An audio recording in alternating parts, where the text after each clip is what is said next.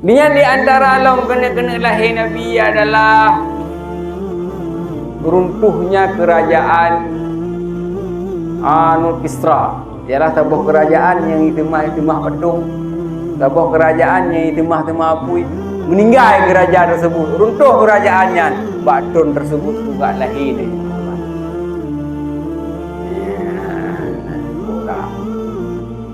Cuma bunuh cerita kiban cara peperangan gajah. Kiban sampai nak terjadi peperangan gajahnya. Pajan tujuan gajah.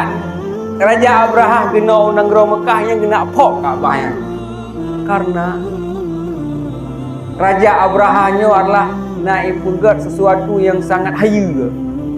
Hantamna rumah pada masanya tingkat-tingkat sampai 5 tingkat hana. Balik nauri pegat rumah tabah tingkat 2 tingkat. Tapi di negara Yaman